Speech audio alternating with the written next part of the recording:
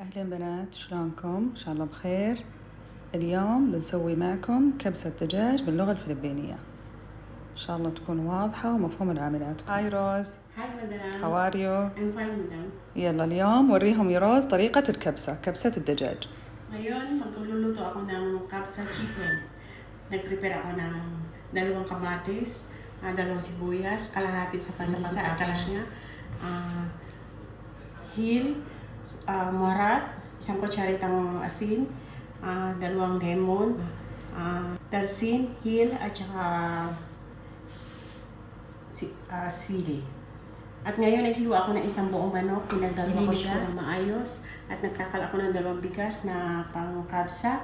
Binabad ko siya, hinugasan ko siya ng malinis, at binabad ko siya sa mainit na tubig. Ngayon, ipagluluto ko na siya, kinilagay ko yung kalahati ng sibuyas, at yung kalahati sa toppings mamaya. Lagay ko natin tarsin at hil. Lagay ko na yung konting hil at konting maharat.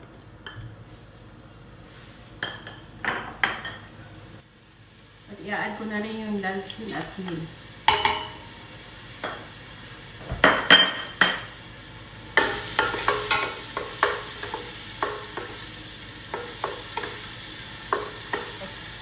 Ngayon, igigisa ko ng ang sibuyas ng konting brown at i-add ko na yung chicken hanggang maging white ang kulay niya at yung kamatis.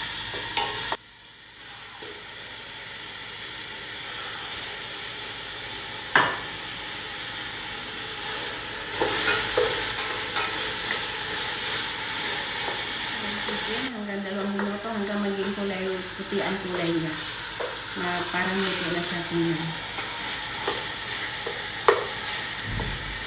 Ngayon, pag kulay puti na yung chicken, ilalagay ko na yung mga kamatis.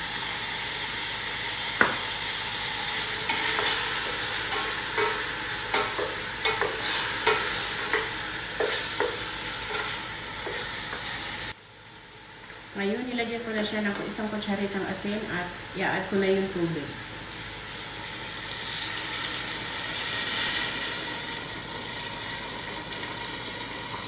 Ngayon, na-add ko na yung tubig niya. Pakukuluan ko siya ng kalahating oras at i-add ko yung sili at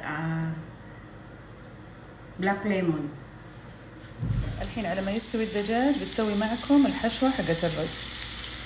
Ngayon, magagawa ko ng toppings ng kapsa. Ito, nag-agisa ko ng sibuyas. I-add ko yung maharat at hil.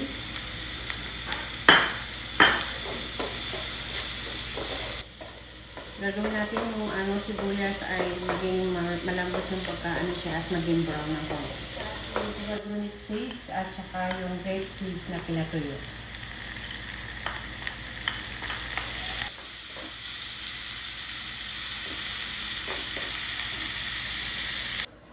Ngayon, tinanggal ko na yung manok pagkakulo ng 45 minutes.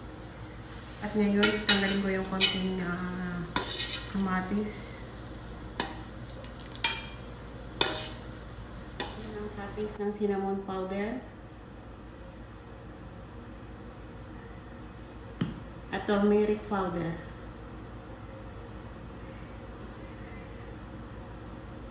Ngayon, ilalagay ko na yung binabad ko na bigas.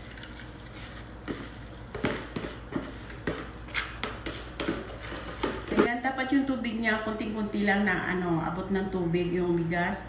At idagdag ko na yung 2 sili at i-add ko rin ng konting black pepper.